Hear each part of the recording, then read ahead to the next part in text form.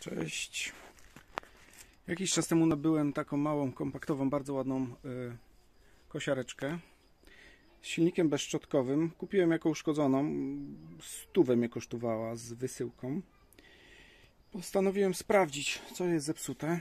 Już ją rozkręciłem wcześniej.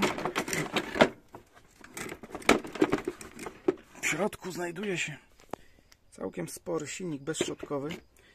Taki oto regulator. Wszystko wskazuje na to, że jest zepsuty regulator. Nie daje żadnego sygnału, żadnego napięcia na silnik. Sprawdziłem go takim urządzeniem do rowerów elektrycznych. Bardzo przydatny w tego typu sytuacjach. Zamiast tego regulatora spróbuję włożyć znany z innych urządzeń na moim kanale taki chiński mały, ale wariat, sterownik. Zobaczymy, czy to ruszy. Tu już mam przygotowane przewody, baterie wezmę tego typu z Lidla i przystępuję do działania.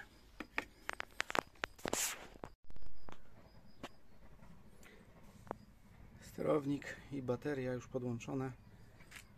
Zaraz go uruchomię i zobaczymy, czy to w ogóle ma sens.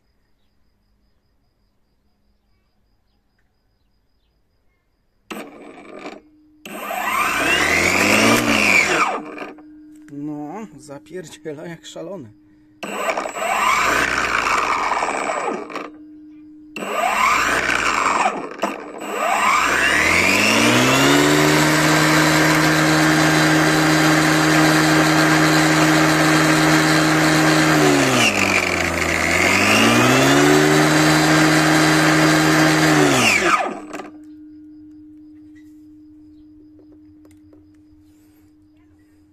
To było na drugim biegu. Zobaczymy na pierwszym.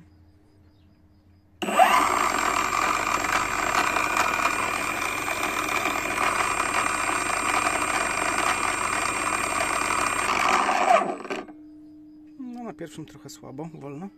Ustawimy drugi. I troszkę szybciej. Teraz dłużej potrzymam.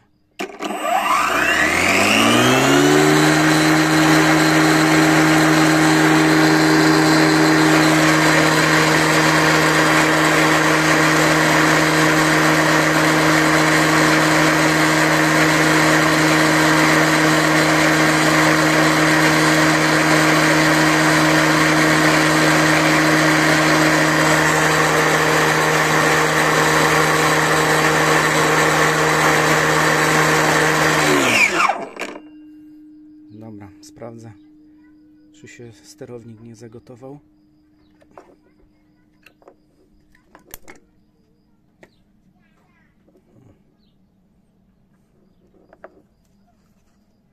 Zimny. Czyli będzie się nadawał idealnie. Kosiarka 100. Sterownik jeszcze w tańszych czasach kupiony za jakieś 30 zł. Teraz około 5 dych kosztuje na AliExpress.